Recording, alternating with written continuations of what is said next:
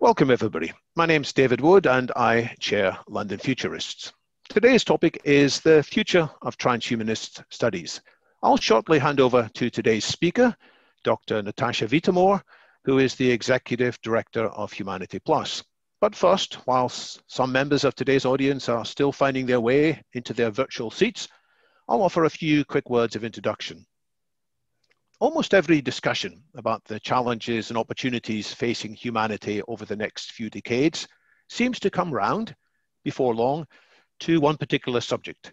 It's the subject of the future of education.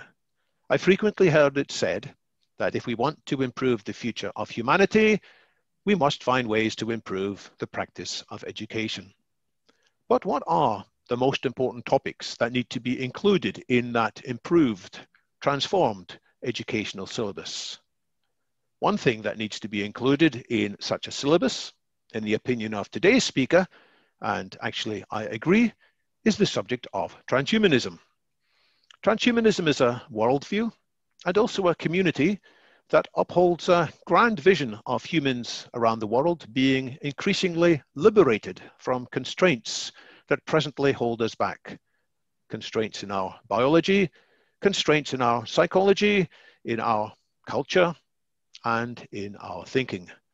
Transhumanism sees the human species in its current form as representing not the end of the development of conscious life, but rather a comparatively early phase.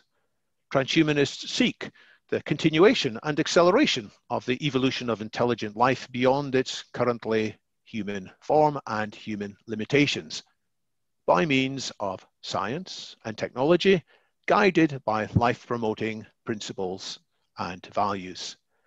By the way, that's a quote from Maxmore, dating back to 1990. That's just the start of the conversation about transhumanism. To continue this conversation, I'll now hand over to Natasha Vita-More. Natasha, welcome to London Futurists. Take it away.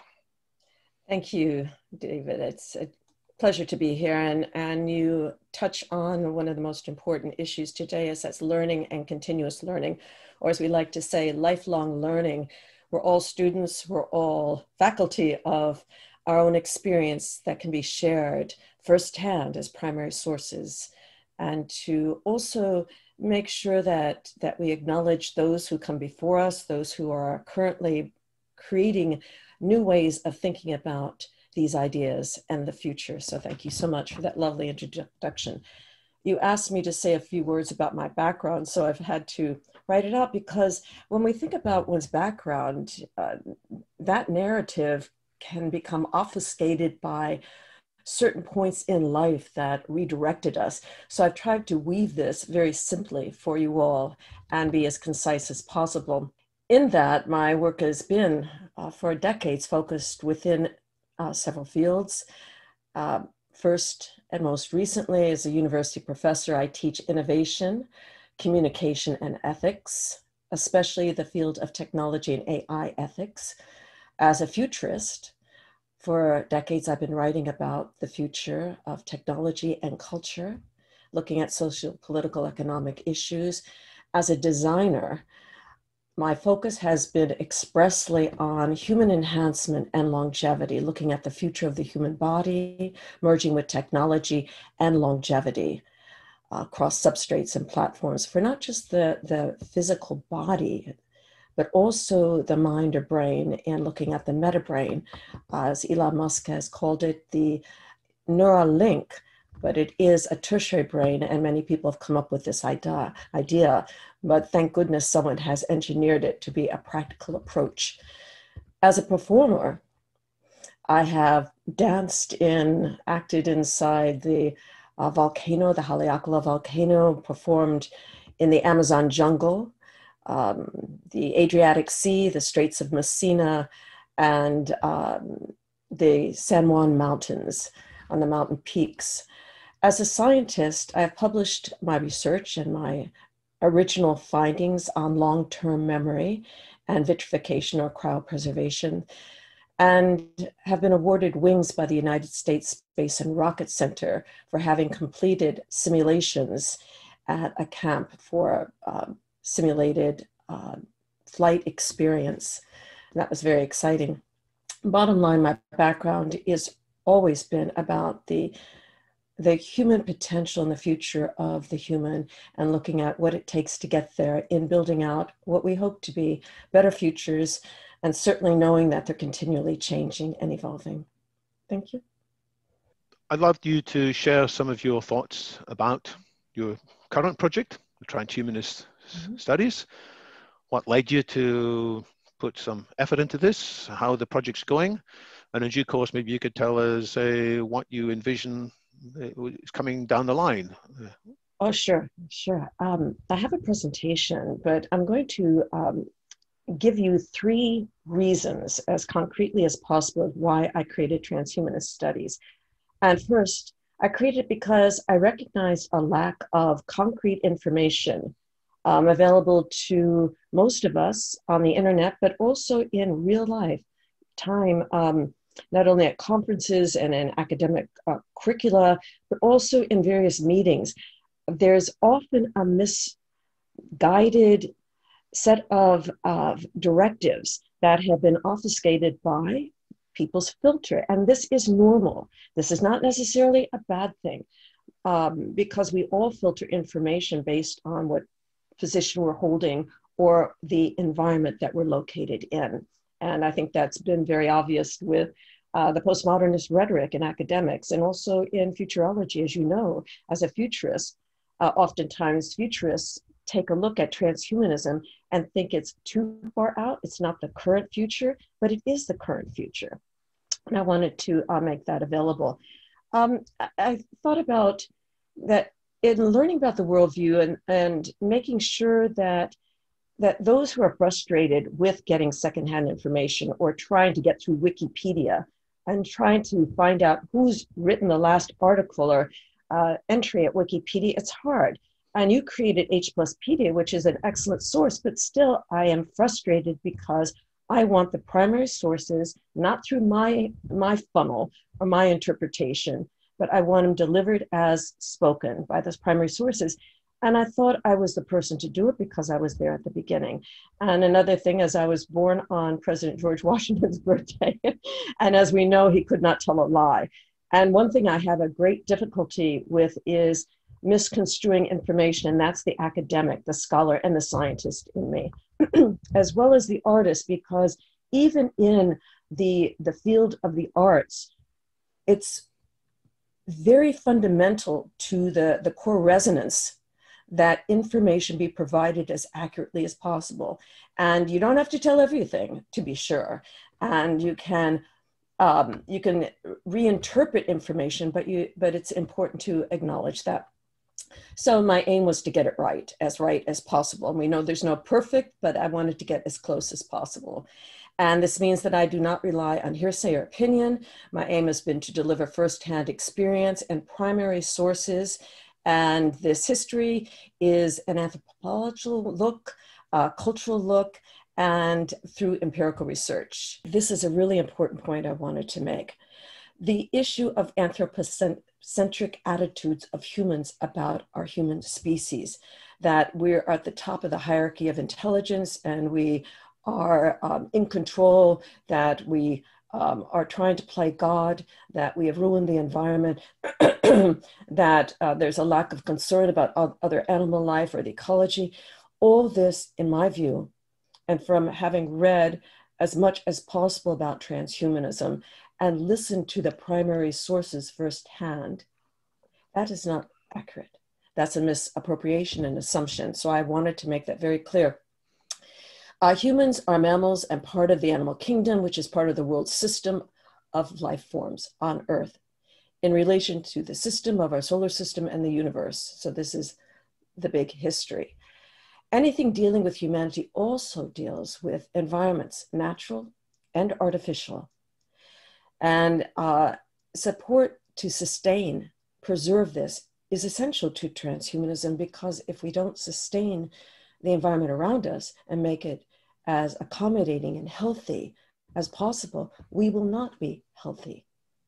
And if the goal is health and longevity, then there is no question the environment in which we live must be healthy and sustain well-being. The aim was to emphasize the symbiosis of humans with the larger big history of the universe, emergence of life, development of language, symbols, etc., and the Internet of Things, to where we're going in the future with human enhancement and longevity, driven largely by artificial intelligence, artificial general intelligence, and nanotechnology. We cannot be life extensionists and advocates for a better future if there is an imposed moral compass that dictates to everyone.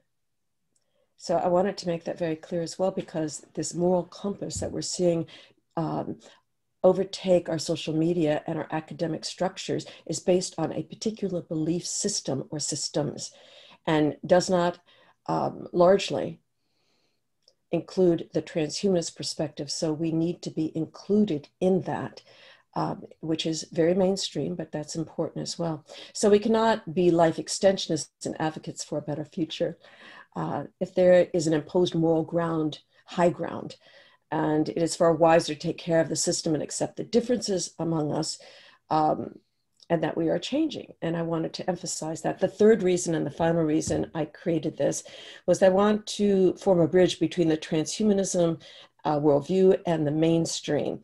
And my approach has been to develop courses that encourage thinking outside institutions and try to govern knowledge by being paid to deliver a certain message or feed that very misinformation that keeps them in business. And we see this with tenured professors. And this is well known. It's well known in every industry. And I think it's very important that we become as ardent as possible and as gracious and well-mannered as possible in doing so, but to make our voices heard, because it isn't correct that transhumanism or life extensionists, or those who want to go out into space or are enhance the body and form new ways of being in the world, aren't given a voice. And so that's basically discrimination. Lastly, it encourages us to ask questions and check our sources to make sure our primary sources are correct, and to build the movement as one that moves, that times is informed and does stand up for itself, rather than people saying, well, I don't know. I wanted to present the arguments that are most known in the mainstream, that to give some substance, some content to the contextualization of these arguments, to be for people to be better able to answer those questions, or at least address them in some informed manner. So those are my three reasons. They kind of merge and blend over the lines, but I think that's important that they do, because again, we're in a system.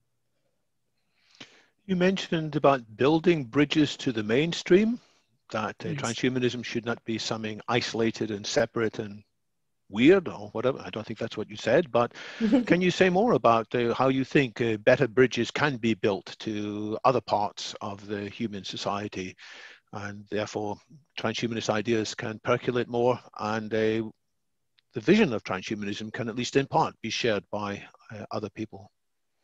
Yes, I think probably in building bridges, one thing to think about for all of us and to remember is that transhumanists largely have been highly skilled and valued contributors to their specific fields.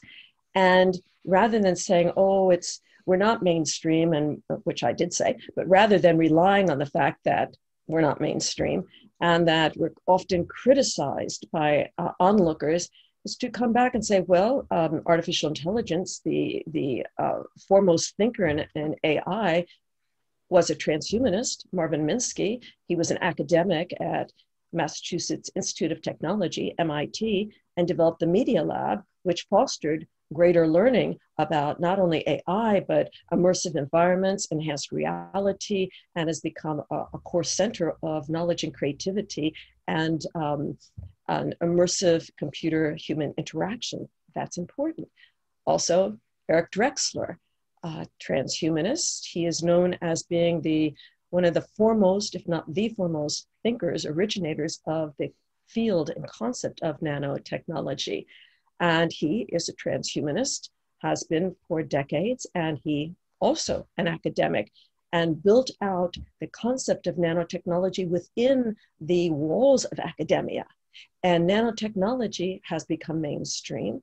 not maybe as much as artificial intelligence, but AI is in everything we use. So if all of the world, even in developing countries, there are microchips that are programmed to perform a certain task, well, that is very, very, very narrow AI, but still it is linked richly to AI. So we live in a world that is communicating based on some of the very principles of transhumanist theory and practice. And not only those two, but certainly when we look at some of the early thinkers of not only computer technology, but longevity, Cynthia Kenyon, Judith Campisi, both scientists in their respective fields, but largely introduced to the mainstream through evolutionary biology and looking at extending lifespans. Both of them have exceeded in their respective fields in proving longevity or extending lifespans, and both are very highly regarded.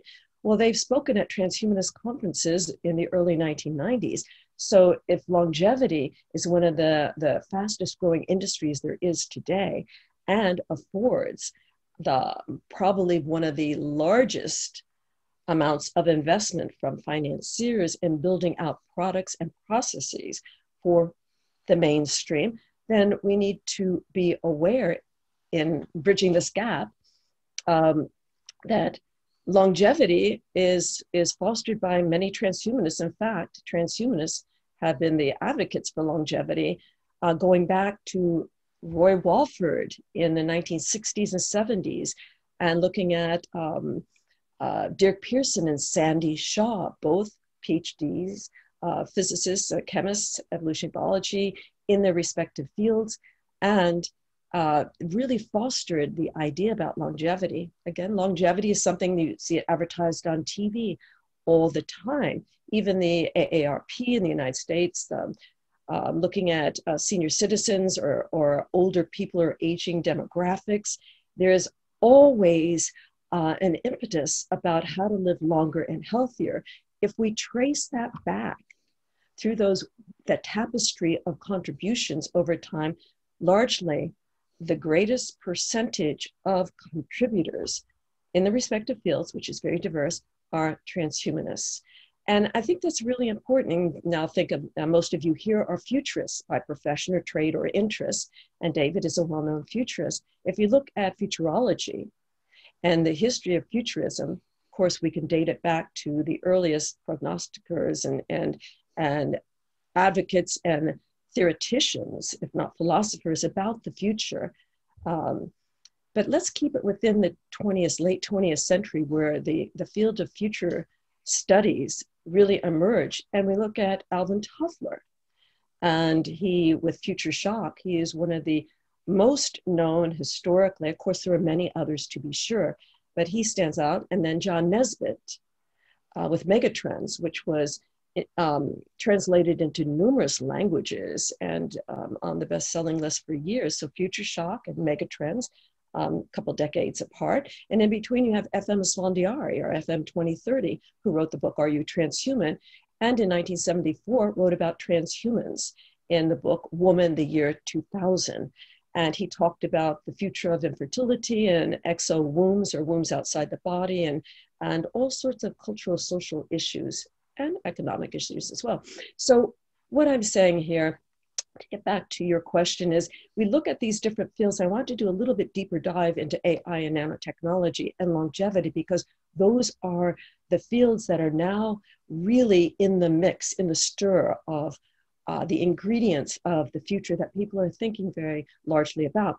But I just want to say something before your next question, David, is that I don't want to leave out here the issue of the ecology of all life forms. It's not just about the human extending life. It's not just about the future of the human.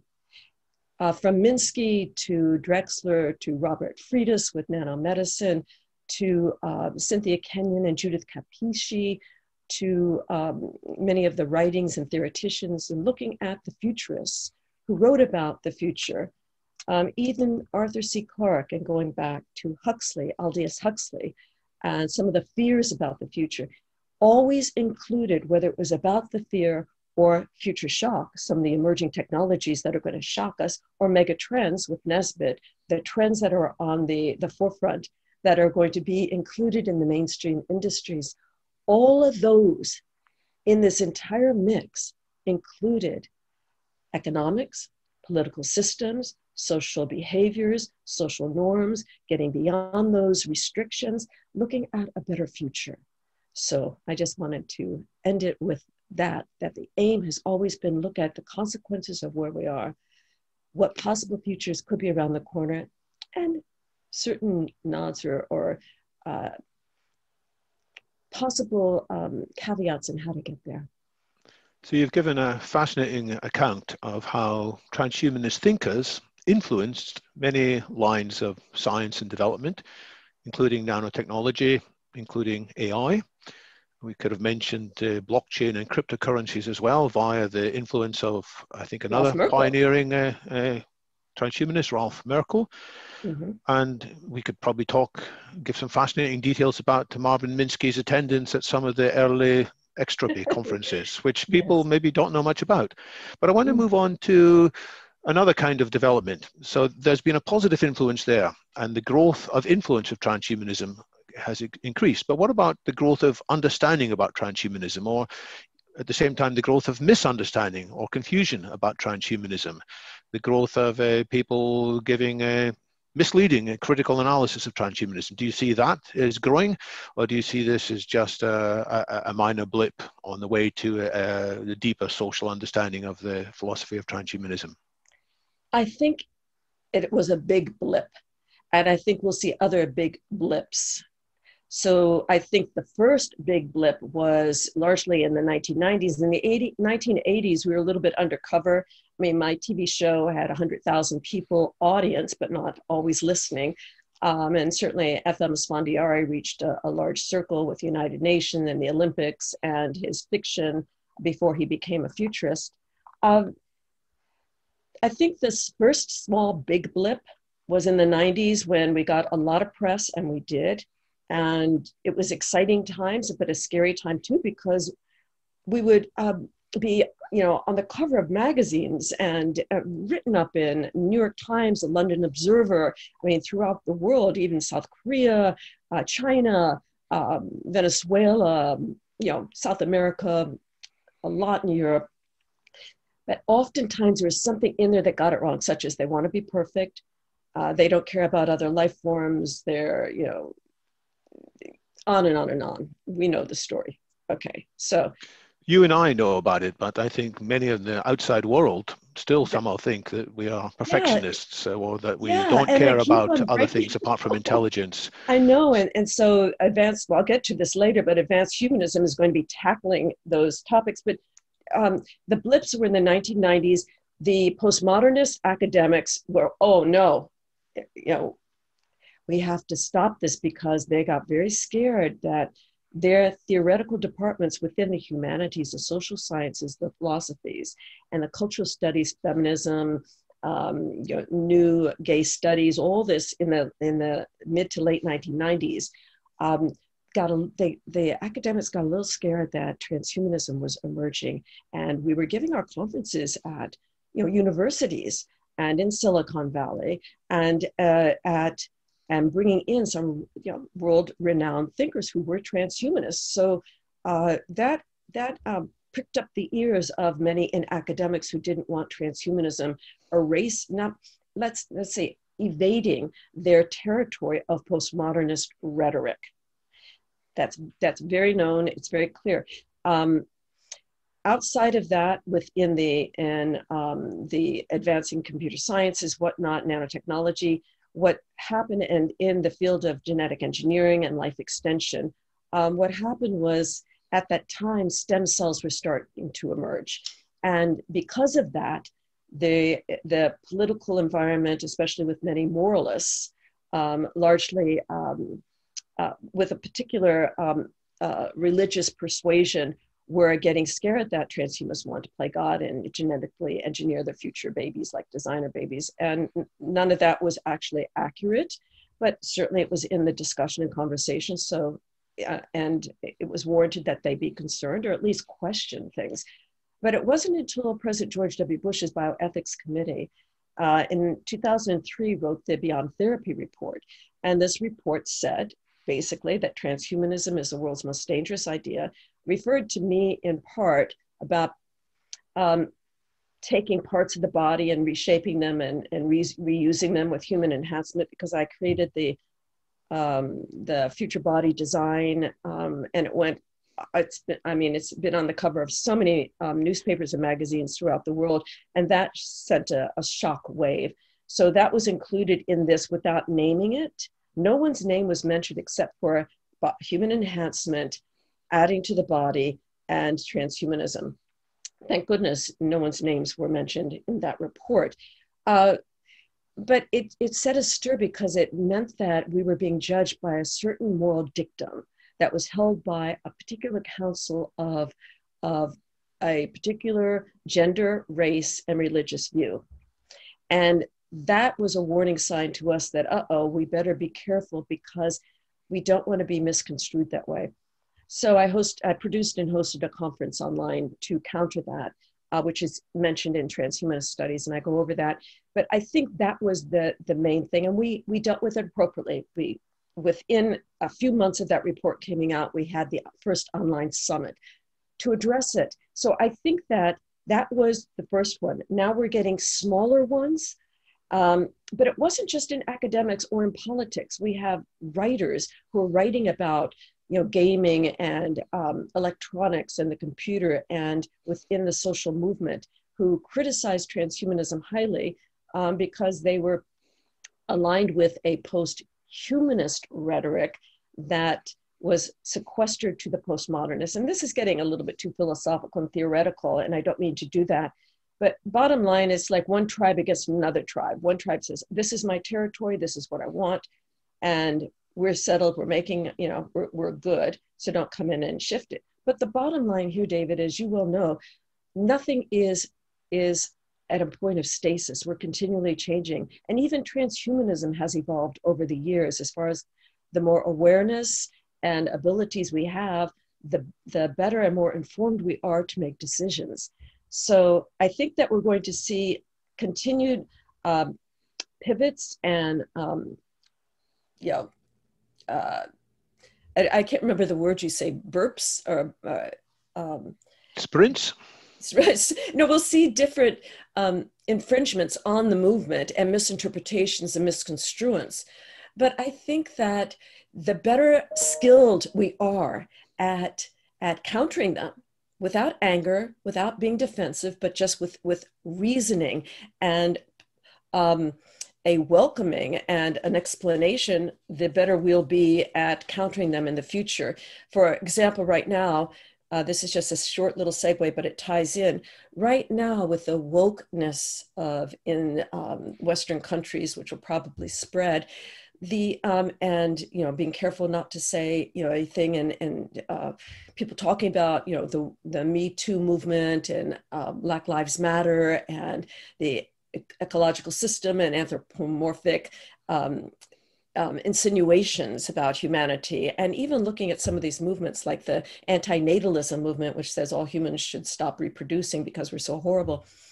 Even within that, that's very woke, but I think that transhumanism can pay attention to this and make sure that we're not discriminated against, because our work, our lives, our vision is important. And I also think it's important to protect our individual creativity and the movements, not only transhumanism, but the other movements that are looking for a positive future.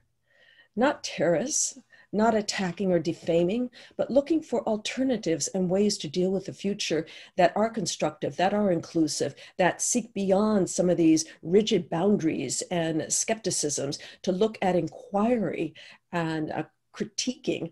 And I think that, so we need to have these tools that I offer in the course and that most transhumanists offer through their particular fields, so that we can all see where we're being attacked based on prejudice or bias and call it. Wait, that's a bit biased, isn't it? why are you prejudiced against those who want to live longer? Why is this? Because of overpopulation? Well, let's look at the facts. Population is potentially on the decline. Birth rates are lowered. How do I know this? Okay, and then have the references and the resources. So I know you prepared a few slides earlier on. Is there anything in these slides that you want to share with the audience? Yeah. You asked me what students can expect from this course, and then I'll tell you my experience in this particular platform I'm using. So this course, Introduction to Transhumanism, is in 3 parts. And I wrote the curriculum based on different sectors within those 3 areas, the part 1, part 2, and part 3. And I'm sure you've all read through this and I won't read it out. So those are the parts. Now, within that, I have primary sources for this. I have lots of links and lots of references, but these are the core ones that I offer because these are published and they're known within the community. And here I've included some comments about the course by students who have taken it. And I won't read them out, but your audience and our participants here can look at them. One thing I haven't done is I haven't really marketed the course. I haven't really asked for quotes from students, largely. And I haven't wanted to do that because we're still test driving it, or I'm still test driving it. And thank you for this session because it does help me in my analysis on feedback.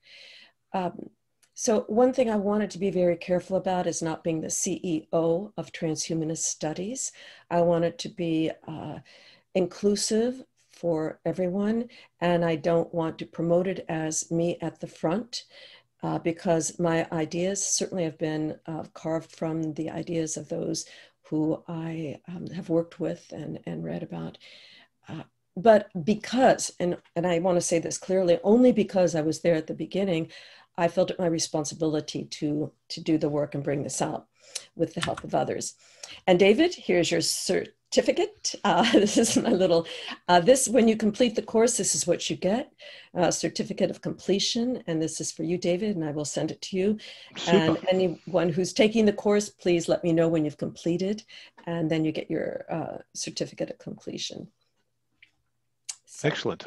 Yeah, and David did great. He actually figured something out that I didn't know about, I wasn't aware of, and I'm not going to say what that is. But he alerted me to something, and it'll be taken care of. And I love that. I have to say, I love it when I'm alerted about something that I missed or informed about something that could be included. So that's quite wonderful. Well, that's cooperation, isn't it? That you said you didn't want to be the dictator or the CEO no. of this course. You're the facilitator. You're the person who can I'm enable more than the community. I wrote the curriculum myself. No one else worked with me. I worked solo for 3 months in building it out. But I have a background in writing curriculum, and it's not easy. I've been doing it for quite some time in hardcore, rigorous academics, not only in England, where we know we have some of the most steadfast schools in the world, but also here in the United States.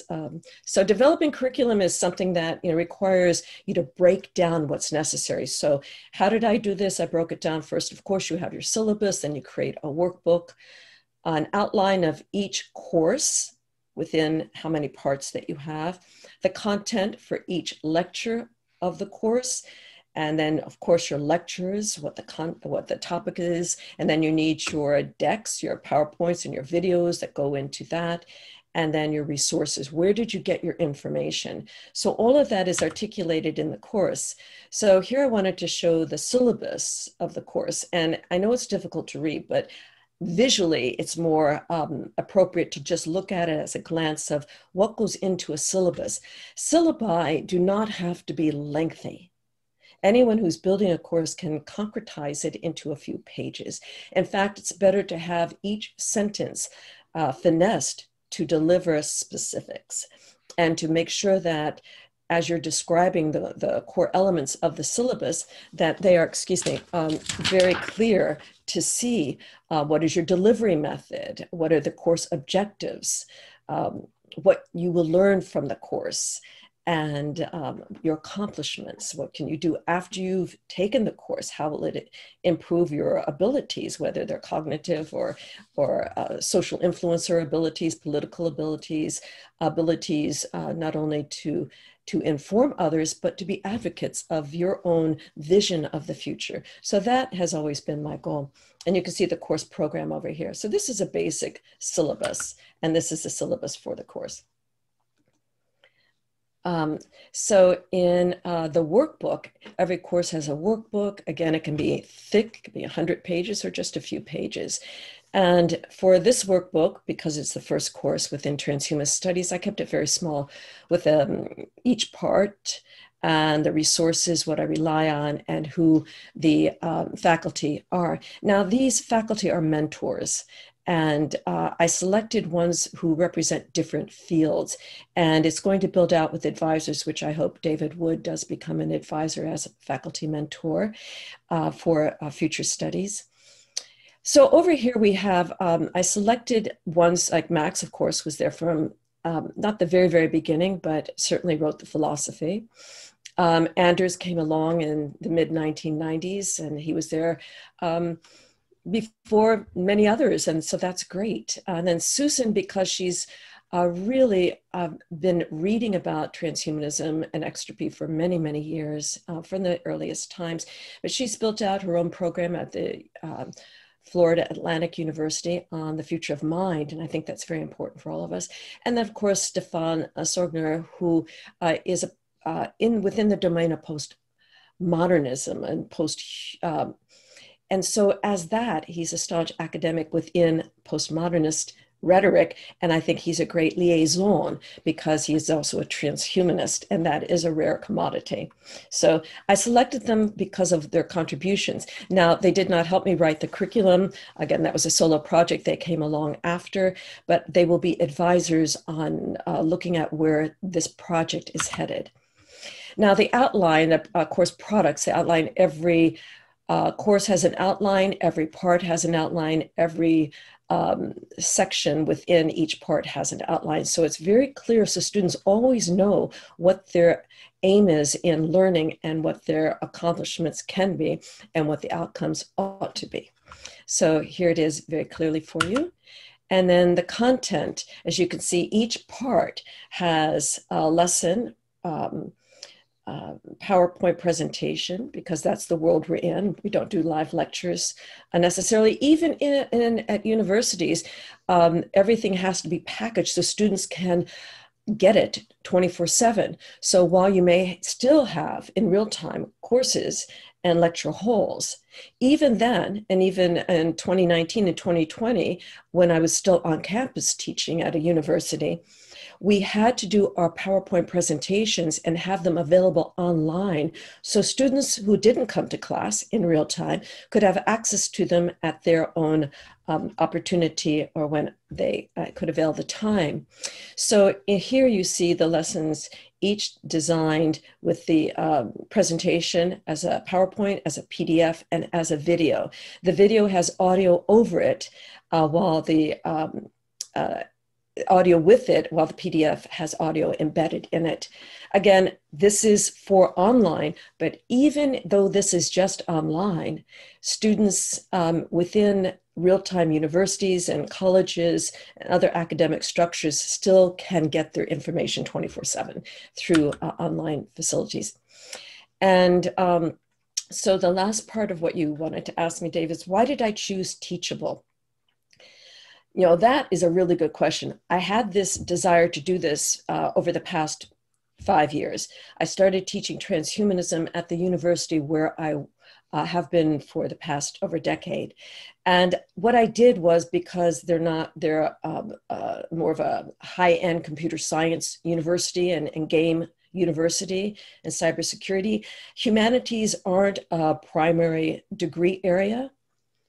So what I did was, in teaching ethics, which is part of the primary area within the degrees for each field, I brought transhumanism in from the scope of looking at future systems and futurology, basically, because I do have a master's in future studies.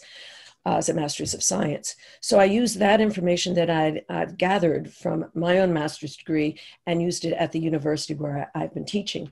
Now, the focus was on exponential growth. So I already had this idea. When I no longer was teaching full time, I thought, okay, I'm going to build my own courses.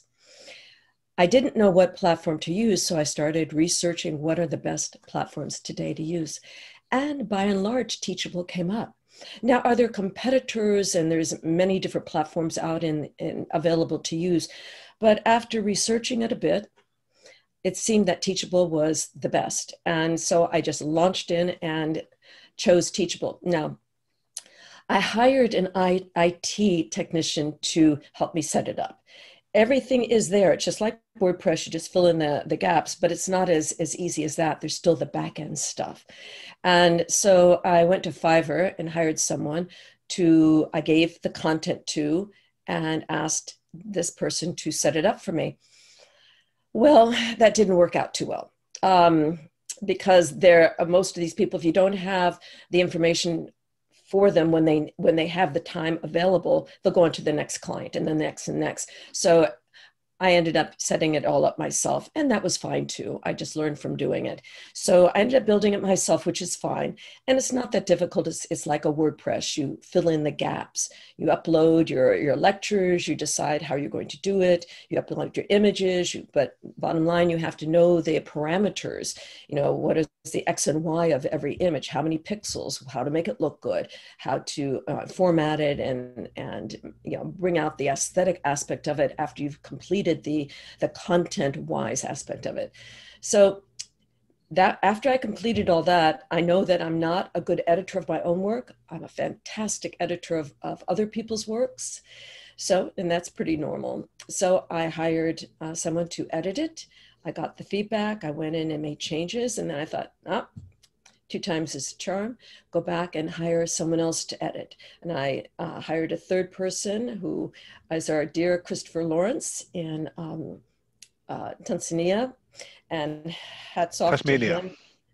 Tasmania, thank you. Hats off to him. He did a brilliant job. We worked just day and night together. I would send him material. He would review it, get back to me. And so we worked really hard together, and he was a joy to work with. And it's great when you have an editor that you're really in sync with, because there's, he says, this is, here, you misspelled this, or, it wasn't about content necessarily, because, that was my work. What I needed is where I had typos or sentences need grammar issues, and a little bit of formatting. So he was excellent with that. So made the revisions and launched it and just set it out. So there you are, and that's where I am today. And that's my story, and I'm sticking with it. Excellent. That was great. And if somebody has an idea, if somebody says, they know a lot about AI and they're a transhumanist and they'd like to produce a course on a transhumanist perspective on AI, or somebody else might do a course on a transhumanist perspective on climate change, or a transhumanist perspective on life extension. Are you open to people working with you on such projects? Yes, and I welcome it. I really wanted to get this first course out and do it solo. That's to set a precedent for the quality I was looking at. Mind you, it's not high-end PhD level quality, because that's not necessary for this course, nor is it dumbed down to be elementary school or even high school, as we discussed with the Big Think courses. I wanted it to be approachable. So there's that middle ground that's necessary. But I think that in working with that, anyone who wants to contribute to transhumanist studies, I'll work with the team and to maybe make suggestions to hone it in so it has a similar vibe, let's say, a similar set of goals and organization style that works with Teachable. And I think that that's best. But regarding, like, if someone had an idea about global warming and transhumanism, or AI and transhumanism, I probably want to bring in experts in those specific areas other than myself to countercheck and offer suggestions. The aim is to have quality and then quantity. great, because if there's too much quantity without quality, then it puts people off. They get a bad experience and they fail to see the core. So keeping keeping control of the central principles whilst encouraging diversity is a difficult balance. So I look forward to seeing how that pans out. Now, I'm going to welcome questions from the audience anytime soon.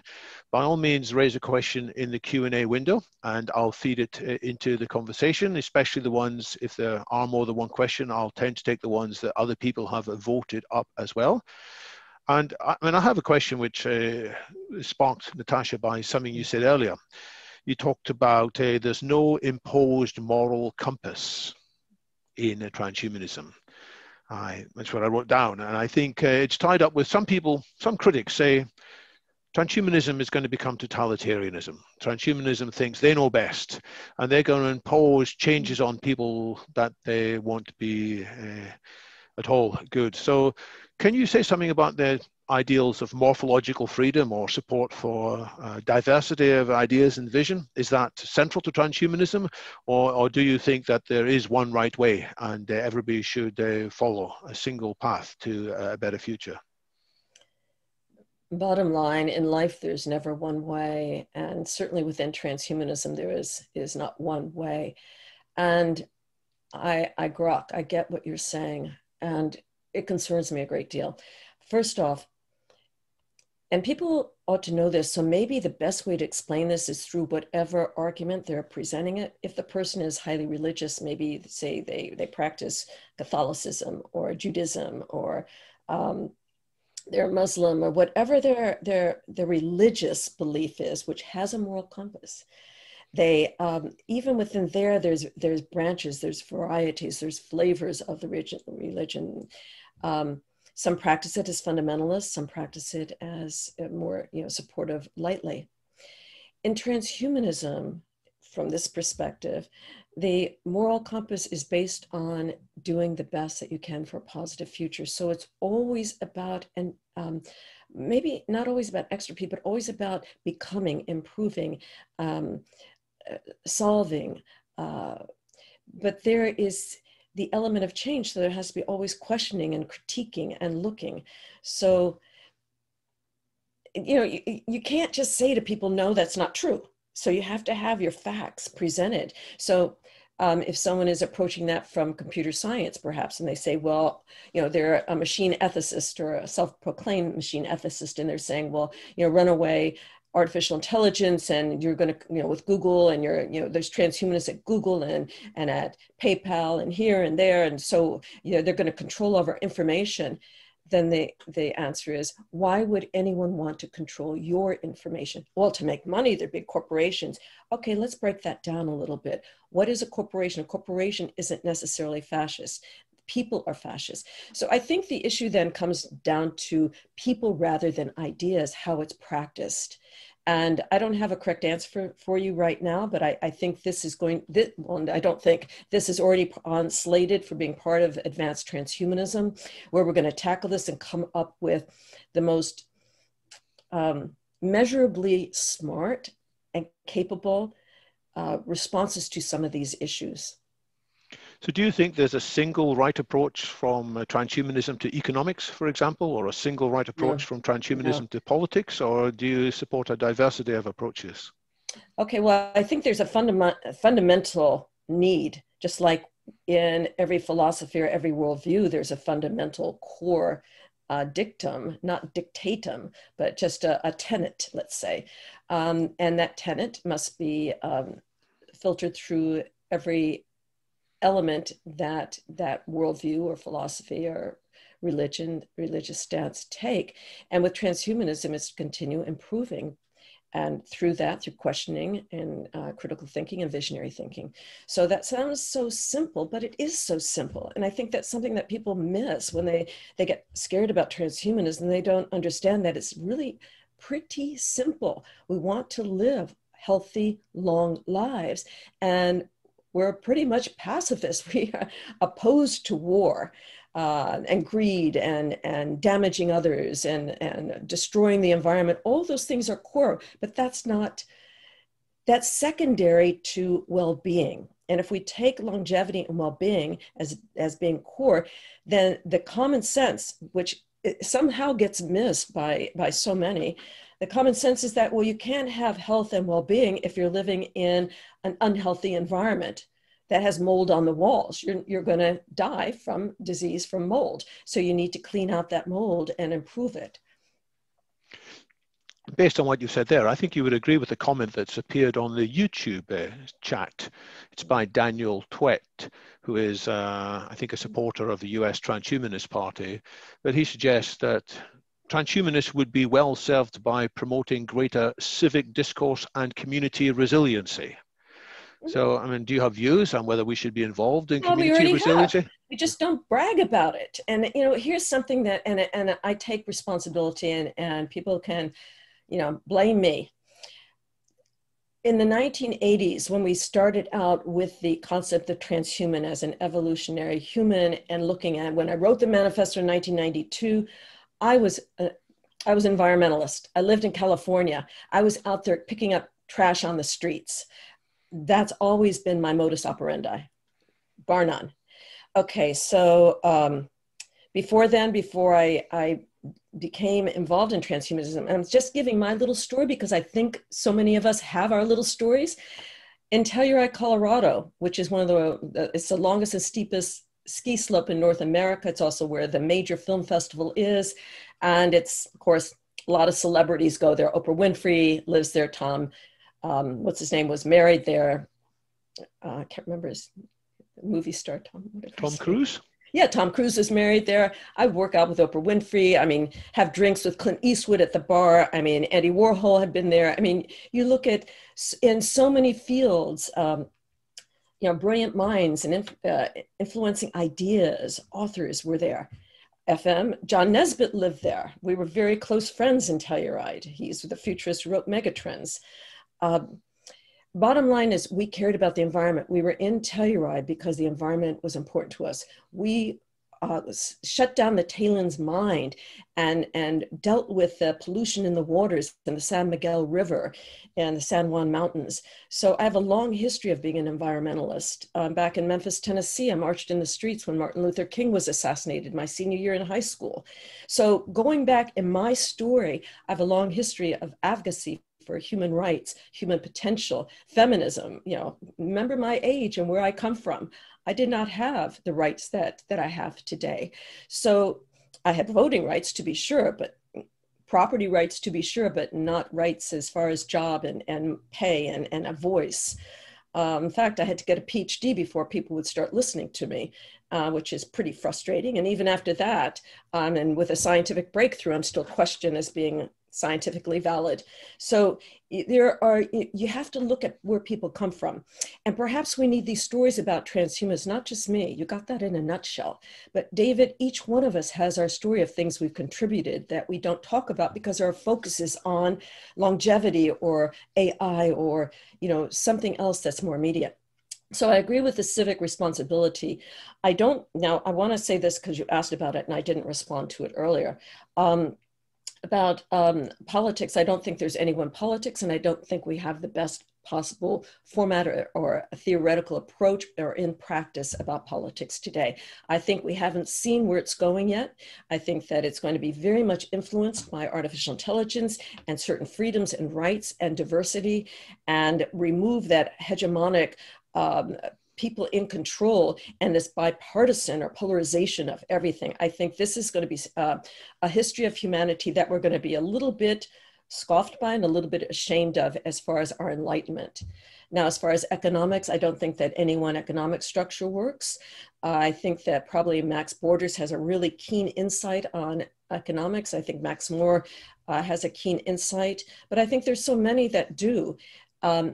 Remember, economics is not about how much money you have or being anti-corporate or anti-capitalist or anti-this or that. It's about looking for solutions to getting supplies to people who need it. It's the interplay of give and take within the exchange of goods and needs. And that's what economics is. So if we take the monetary factor out of it, we can then better look at through the lens, probably, bar none, of Buckminster Fuller, who wrote about and talked about the World Game Plan and how to deliver goods to to people in areas where they really needed it, rather than having 20 pairs of shoes in her own closet, metaphorically speaking. So you're starting to talk a bit more about the future there too. And I'd like to, at this stage, ask a question from Lillian Oman. She's asking, what is your big picture vision or scenario for the future? The question talks about the year 2100, but maybe there's another year that you want to look at. If we make the assumption that transhumanism will be accepted more throughout the decade, what will be some of the significant improvements in life in that future compared to just now? It's wonderful to think about the possibilities, and my possibilities that I envision for the future are probably very similar to most of us here, and away from science fiction debacles. I think that science fiction offers some really interesting technological prowess that needs to be adhered to. Okay, so I think that people will live longer. I think that the issue of racism and discrimination will be a thing of the past. I think that first we need to be more enlightened or evolved as a humanity, as a species. I think that's our maybe the sixth scale of in our evolution. We garnished consciousness and language and symbol and metaphor and creativity. Now we need to realign our thinking beyond the ego. So I think we'll see a new emergence beyond ego to more of an inclusivity and a focus on individuality. If my needs are met, I'm not going to worry about your needs because your needs are met. So if people's needs, basic needs are met, then we're not going to have these squabbles. So I think that that's part of a future enlightenment that I've envisioned since probably I was 5 years old. After fighting with my brothers and sisters so much, I wanted peace. Okay, so the next thing is people living longer, and the human body evolving will certainly be out in our solar system, out in the universe. So I think that we'll have to have different types of bodies, new bodies. But I don't see it as binary. I don't see either cybernetic or biological. I see it as a smorgasbord of potential bodies. And I think that we'll be able to upload and download and cross-load across platforms, as long as our identity, our core identity is in sync. And if we have sub-personas or sub-identities across platforms, then psychology, the field of psychology, is going to have a very important position within getting to this future in helping us stay intact. We can see this today with gamers spending too much time in games, and we used to see it in the 1970s, 80s with watching too much TV and couch potato. So we've had some lessons there. I think that we will have solved the problem about energy. I think that the planet will be very well cared for and respected and certainly loved. Earth as our seeding spot, as our womb for our species and other species. And I think there'll be much more communication between species on some level that I can't identify because I don't know what it is. But I think that this symbiosis will generate, and the system of all life forms will be more understandable. And I think that we will not be tethered to gravitational field, not only in our thinking, but in our bodies. And identity will evolve into something that is outside of gender, race, color, shape, form. I think that people will have some idea how we might achieve some of these goals. People will have an idea of how we could live longer, because that's often being discussed. People can have an idea how we might have a better access to abundant energy, because that's often been discussed too. But you also talked about us becoming more enlightened, less racist. How is that going to happen? Because people do worry that technology will actually make us possibly more tribal or more, we'll be cleverer, but we won't necessarily be nicer. So how's that part of your vision working out? When I look around and I listen to what's going on in social media platforms today and see and hear all of this, I think of an episode of that TV show. I can't even remember the name of it, where the first episode starts with the Prime Minister of England. who has to forego something televised. Your audience probably knows. If anyone can think of the title of that, there's one, please put it in the chat. There's one episode where people are judged by social media so much that you go to prison. It's horrible. Okay, so I think we've already hit the threshold on that horror of social media. Is that Black Mirror? Yes, Black Mirror. Thank you so much. Okay, Yes. that first PNJ's episode. got it as well, yes. David, if you haven't seen it, see it. I know it's shocking. Quite. I don't want to talk about it here. But I think that we've hit the threshold of the horror of social media and discrimination on how do you look, what do you weigh, what are you saying, and we can't say anything anymore because everything is kept. We can't say, oh, no, I didn't say that. Yes, you did. It's right here. So how will we get there? You can't get to where you want to go until you recognize where you're at. And I think that the realization or recognizing where we are today as social judgment and Instagram and tweeting and why I said in the beginning, I don't want to be the CEO. I'm the CEO of this. Look at me here. Look at me there. You know, all this stuff, it's become so almost silly and childish and tiresome but we're all part of it. And so we have to realize our own silliness and childishness and tiresomeness, and then we can evolve. But we can't see it. We can't evolve until we admit to it. And to admit to it, we have to recognize it and not deny it. And that is a major paradigmatic shift. So how do we get there? Well, if you can't see it today, you got a problem because it is right there in front of us. So what do we do next? And perhaps transhumanism can offer an olive branch to help, because I think many transhumanists have already seen this and going, uh-oh, because we saw it years ago. We saw it when we first went, oh, transhuman. We need to be something different. And part of that difference was the fact that wars are based on ego and that greed is based on denial.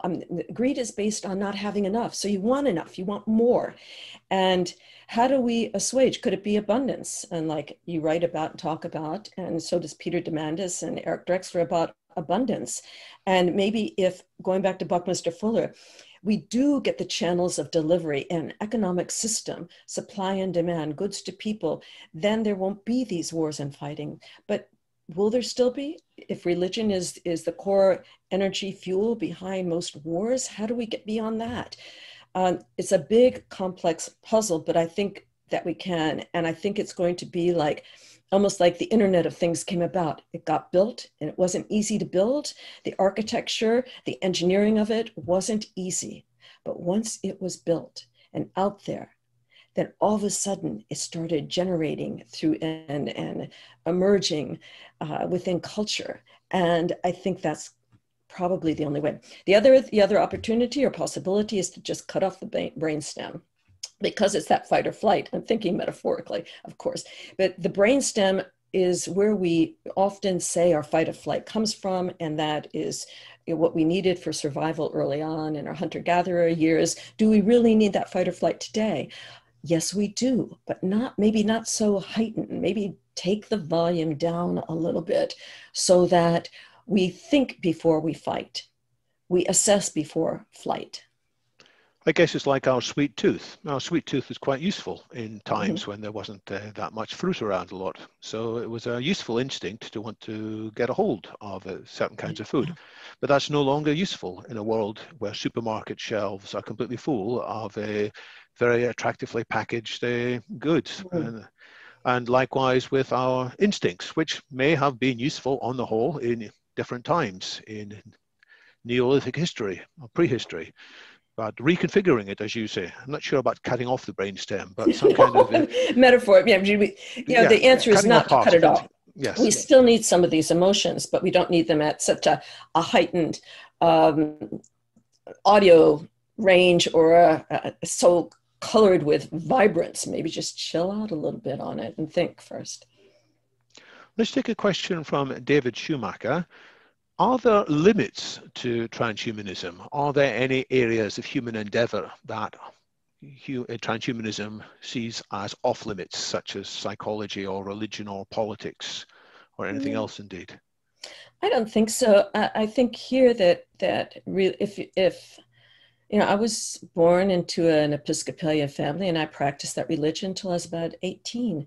And I've also practiced Buddhism and other, you know, belief systems. I think that's fine, because I think that the more we learn about different belief systems, the more we can communicate and see their value and also understand some of their restraints.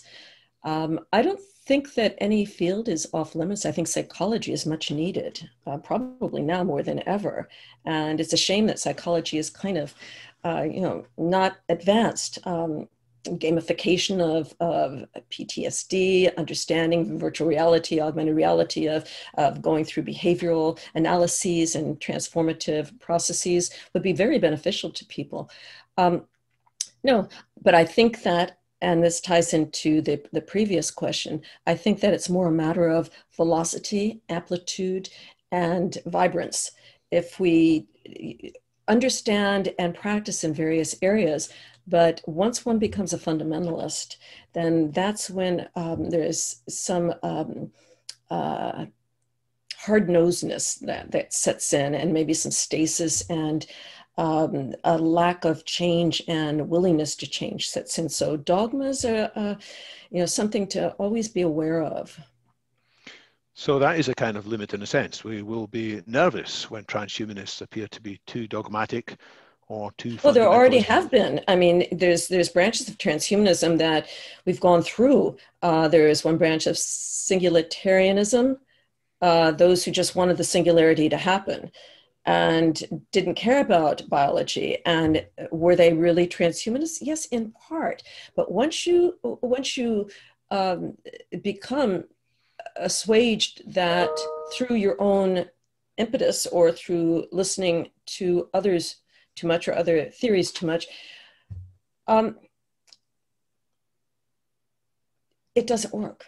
So then it breaches an agreement with the fundamentals of transhumanism, which is expansion and growth and inquiry and improvement.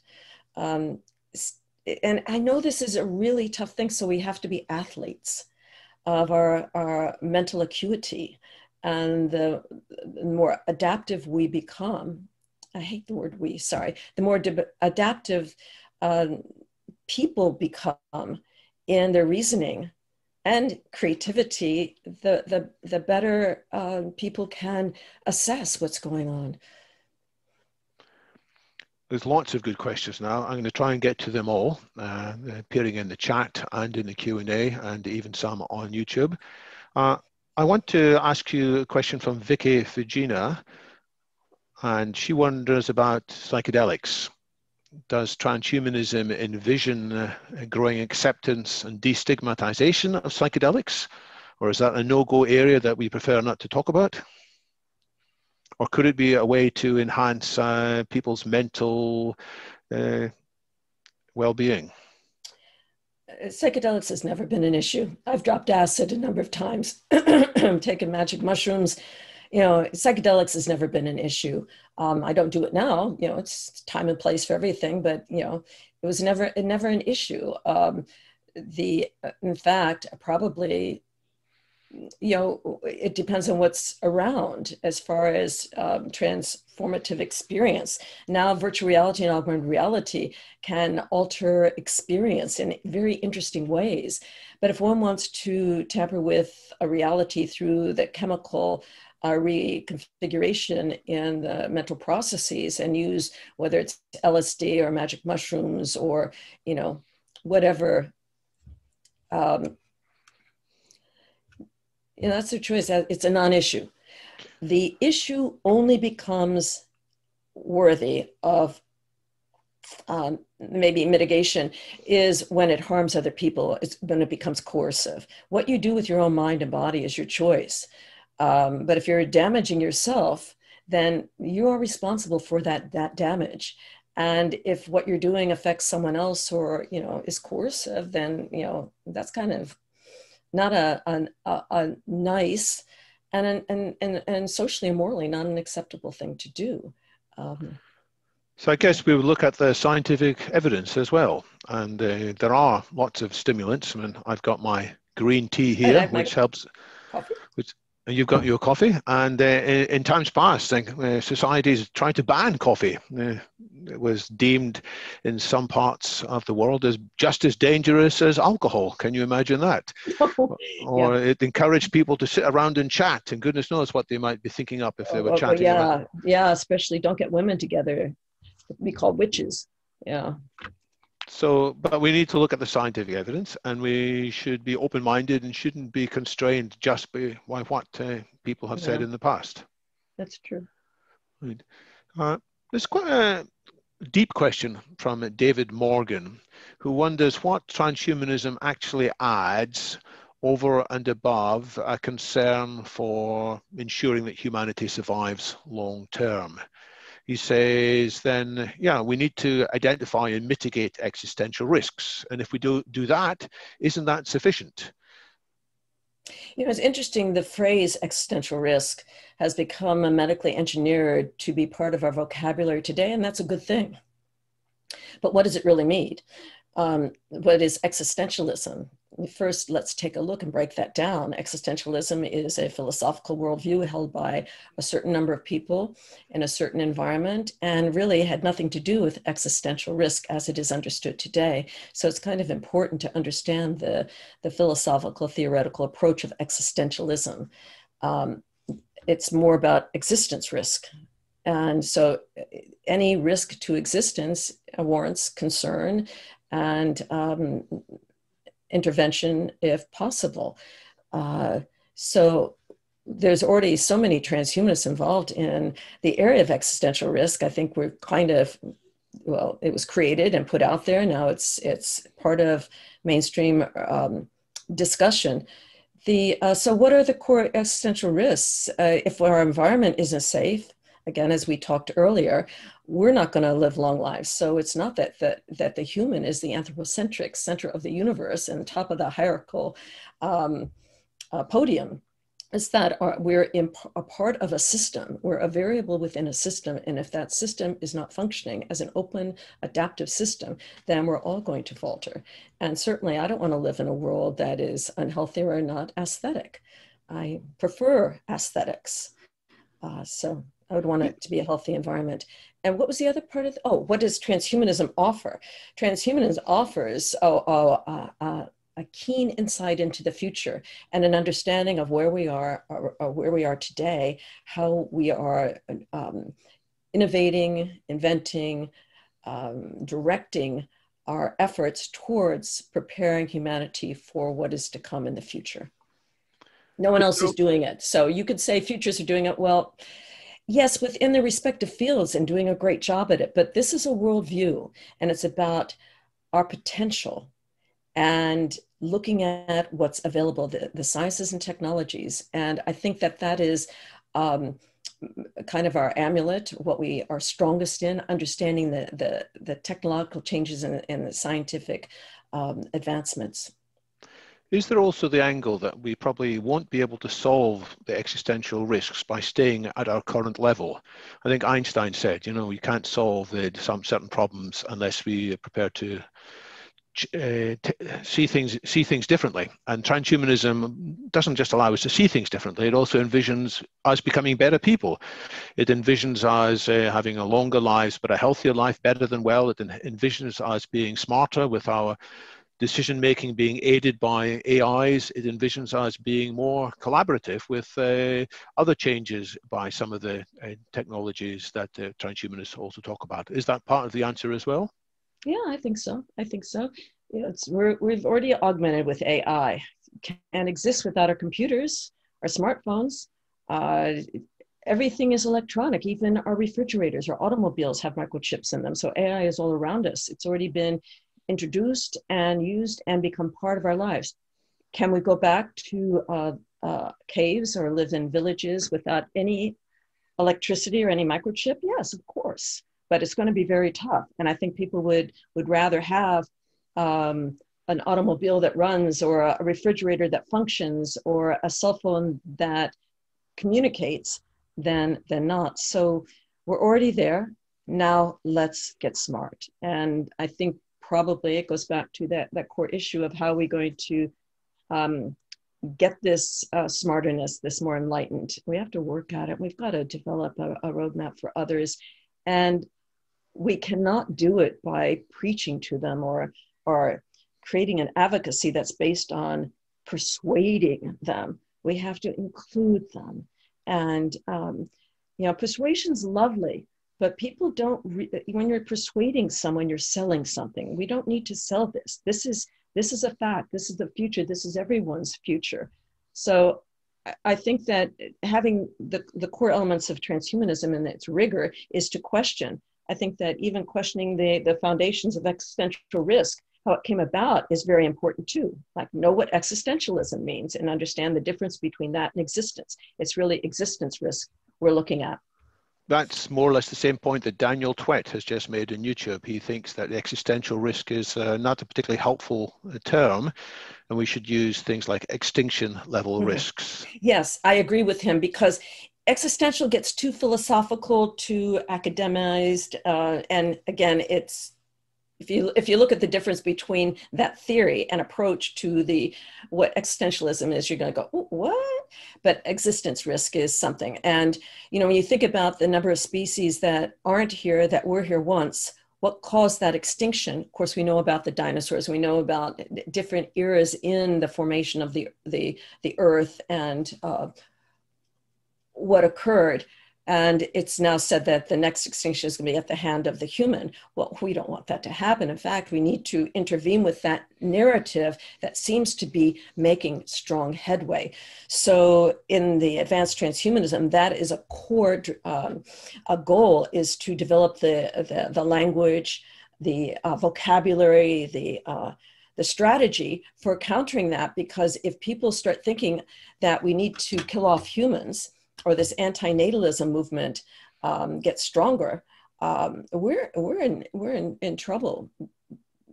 That brings me nicely to one of the questions that PNJ has asked in the chat, in fact, which is basically how important is foresight to transhumanism? And you mentioned there what we should be doing is intervening with a new narrative, a new language and a strategy, which is based upon our foresight of what is possible. But what PNJ is worried about, I think, is you mentioned earlier, the internet was built, it became big, and then it's changed the world. But it's also had bad consequences, so is there a risk that if we just encourage more technology, it can do something similar to the internet? It could spread some ideas which are terrible, as well as spreading ideas that are good. So should we be trying to look ahead and anticipating some of the developments and then intervening and saying, hey, let's do more of this, and by the way, let's slow down this? Is that part of your vision of transhumanism? Yes, absolutely. In fact, we're already doing that. I mean, take a look at again, the proponents for machine ethics. There's a huge transhumanist number of AI experts to computer scientists who have set some principles for ethical approach in advancing AGI. So, okay, bottom line. We're already doing it, but we probably need to, because this question was asked, we probably need to make that more obvious that it is taking place. The question was so long, I don't think I answered the core elements of it. I'm sorry, I was ad-libbing along too. No, that's fine. But the question actually was quite short. We need good foresight to manage the build and see what emerges method for improving. Oh, foresight, yes, of course. In fact, I end the course with foresight. I think foresight is probably one of the best skills that we can have, along with critical thinking and visionary thinking. You have to have that foresight. Foresight is a skill within future studies, and most futurists practice it on a daily basis in building out strategies for change, or for whatever they're hired to do in looking as a futurist at a particular industry or field or business or endeavor. Foresight has many different futures, and there's certain tools that we use in applying foresight, our skills. There's the cone, which takes us from here to here. And then there's also different overlapping systems and the variables within those systems. So with foresight, futurists, we use tools in developing potential futures, applying foresight and building out strategies. So foresight is needed first, and then strategic planning comes after the foresight has been built out and developed, and all the analytics provided, and then we apply that to possible futures. There's hopefully time for 2 more questions, and then we'll shut down this part of the discussion. PNJ also asks, do you have ideas for how the ideas you've been talking about now and the content of your course, how it could spread into undergraduate curricula in universities globally? A great question. That was one of my directives from the beginning. In fact, I made sure that I had it at an academic level that would be accepted for both undergraduate and grad levels, since I've taught in undergrad, grad, and PhD level. There's certain words and languages and ways to organize it that is either accepted or not accepted at the academic system. So because I know that very well, I made sure that Transhumanist Studies was organized in that way to begin with Foresight. And my plan was to try to bring it over to ASU, Arizona State University, which is near to me, not too far away. And because transhumanism was taught there in the, I think, late 90s or early 2021, 22, but it wasn't taught as a course in the social sciences or futurology or even computer science department. It was taught in religious studies, and it was taught as an anti-transhumanist course. And so in my course, there's a history of this and the Meta-Nexus journal, academic journal, and how that course created us to stand up and actually get more involved at a particular time. I want to deliver it over to ASU. But I also want to make sure that it doesn't get bastardized. It doesn't get or watered down. And that's very important right now, because the academic structure is so on edge. You know, their teeth are on edge due to a lot of the polarization political views. So I'm kind of watching and listening, but ASU is it's listed as the most innovative school in the United States and last year, and I don't know what it'll be in the future, but I think that school. And also we've got colleagues. I mean, you know, and I want to say this here, David, just in case the question doesn't get asked. I belong to something, it's an academic publication. It's an international academic publication. So I can trace where transhumanism is mentioned in academic theses, articles, undergrad thesis, master's thesis, and doctorate level thesis in their dissertations. And, you know, just yesterday, I probably got 15 emails of numerous mentions. So if I look over the past 10 years in the number of mentions in papers and essays that are published, not just written, but published, it's grown exponentially. And this is a good thing. However, I haven't had the time to look at the content, and I get a little nervous there because, again, it's been misconstrued already in academic rigor. And so are these students who are writing these you know, wonderful lengthy papers just using what has been said by postmodernist rhetoric or bioethicists or machine ethicists denouncing transhumanism, or are they being more creative? So there might be a collaborative project there, that those that you feel you can trust who assess these papers can share with you the task of reading through them. And sometimes we'll discover gems. Sometimes we'll discover really wonderful pieces of analysis which deserve to be shouted about and given much more publicity. And we can encourage these people and raise them up. In other cases, we might need to offer rebuttals when there's confusion. And in other cases, again, we just file them as for later interest, perhaps. So again, that's something that extension of the Transhumanist Studies project might do. Let's take a question finally from Brian from Canada, who asks basically, can we learn from the history of transhumanism and maybe do things differently from what we have learned in the past? So he asks, what might be some of the previous issues that, with retrospect, from the 25-year history of transhumanism, there are some things that should be enhanced and other ideas which maybe have been shown in the test of time to be off base, and maybe we should move behind and leave? Yeah, excellent question. We talked about this very briefly in our Transhumanist Studies group on Friday, where a colleague had written her PhD dissertation on transhumanism within the field of history, and identified certain players in the early, one of the early movements of transhumanism, or one, I shouldn't say movement because it's one movement, one of the early types of flavors of transhumanism. And it was quite embarrassing to me that this was written about. And I don't talk about it because I don't want to say anything bad or negative about anyone or anything. So I still won't talk about it now. But okay, to let you know, when people use the ideas for their own self-promotion, that's a red flag. So I think I've seen that from early times, and I've seen it in later times with a certain political engagement, getting a lot of press or promoting yourself based on transhumanism I think that's a mistake, because promote yourself as you are and then say, oh, I'm a transhumanist, or this is where it fits in. But transhumanism is not something that anyone owns, and trying to own it as your thing is that's something to learn from, not to do. Another thing is the political area, and most of you know that I have run for office. I was elected, one of the few, only transhumanists that was elected in a real election on a legal, authentic, and for the Green Party. So we have a history with environmentalism. Okay, so transhumanism is of many different political views that support the transhumanist agenda or philosophy. It's not black or white, it's not right or left, it's not up or down.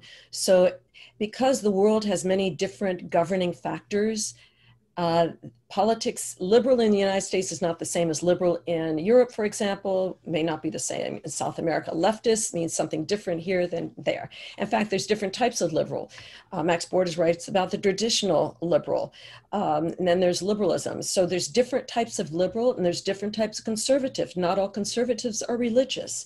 Not all conservatives have a certain view. So even within the political terms that we use, there is differences and their geographical location. So I think that polarizing transhumanism as being political is not a good thing.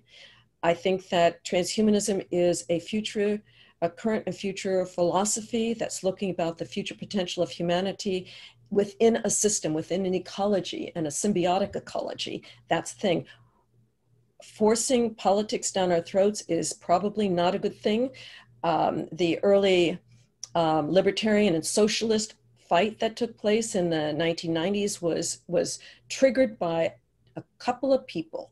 I won't say their names, I'm not doing that, but these couple of people had their flags and put it down and said, this is what it is, and this is what it's going to be, and no, this is what it is. No, it is not. It wasn't either. And both, or those involved, were mistaken. Their egos got in the way. And I saw that happening more recently. So we have to be very careful with that. Again, maybe e-governance is the way to go. And the Electronic Frontier Foundation, which started with the early World Wide Web, had something in its policies from the beginning. There needs to be freedoms and individuality and diversity. And that's what the Electronic Frontier Foundation wanted with the World Wide Web, and with the Internet of Things. We need that more than ever, especially with e-governance.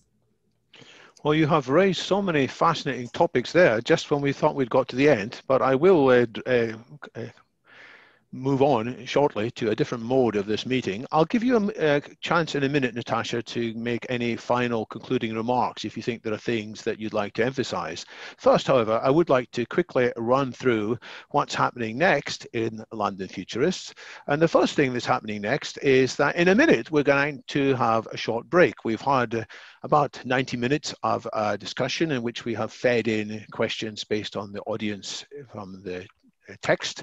We're now going to take a break shortly, and we'll come back after 5 or 10 minutes. And I understand many people will have other things to do, But the experiment is that some people may want to continue the discussion for a short while longer, but not in this mode in which there's only a few of us on the screen. Instead, anybody who's still around will be promoted to being a panelist, which means you can turn on your mic and your camera, and you can offer short comments, and we'll try to go around people who want to do it, maybe 1 minute or at the most 2 minutes, comments on what you particularly were inspired about what's happened here, if you were inspired and want to share it, what you would like to add into the discussion, things that you feel need to continue, or even actions that we should be following up with later. So that's something that's going to happen in a moment. Looking further ahead, looking 7 days ahead, we have a talk by Matthew James Bailey, who is been involved with the Internet of Things for a long time. He has a book, Inventing World 3.0, which has some similarities to the vision of transhumanism, but takes things from a different angle. He's going to be talking about his ideas of evolutionary ethics for artificial intelligence, in which there might be a way to ensure that artificial intelligence is beneficial, and we can evolve it and then liberate it so that it in turn will liberate us humans. So that's what's happening in 7 days' time. And in 21 days' time, we are coming to another transhumanist theme, which is healthy longevity, or as Sergey Young puts it, growing young rather than growing old. So he has a book that's coming out in about 3 weeks' time called The Science and Technology of Growing Young. He is well informed. He is somebody who oversees significant investment funds. He makes it his business to ensure that the investment is going somewhere which is likely to have a long-term positive impact. And he is not easily persuaded by things that are just hype. He makes it his business to find out what is likely to work and not. So if you want to hear more about that, that is in 3 weeks' time. It takes us back to today. We have had a lot of fascinating ideas from Natasha. She has mentioned that if you join the Transhumanist Studies course, you also get invited, if you wish, to take part in a weekly meeting, which is a pleasant surprise I didn't know about, in which some of these ideas are discussed further. Natasha, what final remarks would you wish to emphasize? Oh, gee. I think I've emphasized everything as much as I can. I think that probably the most important thing is that we keep transhumanism from being dogmatic and continue to embrace it in understanding some of the questions that concern people, some of the areas that maybe it is misunderstood, and to take it away from any segregation or obfuscation that puts it in on par with religion or politics or coercion or different worldviews that are fundamentally to serve themselves, because that's not what transhumanism is. It's just more about critical thinking, creative thinking, visionary thinking, and the foresight to help direct us. And in that sense, it's such a pragmatic worldview that I think would behoove so many, especially futurists. And your group here is comprised largely of futurists who are skilled in that field. And speaking as a futurist, I can understand why there may be some questions about transhumanism rather than futurism. Well, futurism is about everything, and it's a set of tools and skills one has. It's a field, and it's a profession. Transhumanism is not a profession. You don't teach what you do. I do. You don't. Transhumanism isn't going to solve those problems at that level. It's going to offer solutions through the tools of other fields. Does that make sense? I hope it does. I think it makes a lot of sense. And once again, you have opened a whole new set of fascinating issues. There are good comments in the chat. Some people have said that Well, you actually, Natasha, yes. We should use the term ideology perhaps more than political. There are lots of ideological consequences of transhumanism. Didier Cornell says that there are lots of people in the French-speaking world who are studying transhumanism, perhaps more people studying transhumanism than are actually active in the transhumanist field. And that makes sense because we have to remember philosophy is largely over the past many, many decades been influenced by the French philosophers, Derrida, Lacan, Foucault. I mean, Baudrillard, those philosophers are very much within the postmodernist rhetoric, which pretty much governs the philosophy of the humanities departments and academics. And even if you're not an academic outside of that, those philosophers have written about some of the issues that transhumanism is concerned with human potential and consequences. So that makes sense. So I kind of like the fact that more people are studying it because I don't think that you can practice it without knowing what it is. So let's take a look at those papers and see what they're writing.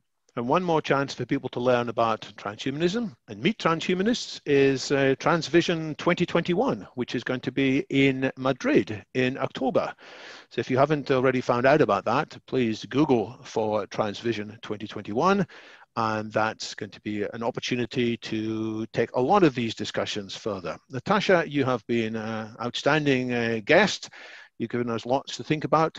I understand people have to move on now. I'm going to close down the recording and close down the live streaming, but I will start it up again shortly after 1/4 So we're going to take a 5, 6, 7-minute comfort break, recharge our coffee mugs, stretch the legs, and those who want to continue as an experiment. I don't know how it's going to work, but let's do that. So thank you very much, Natasha. Thank you, David. Excellent. Enjoyed it.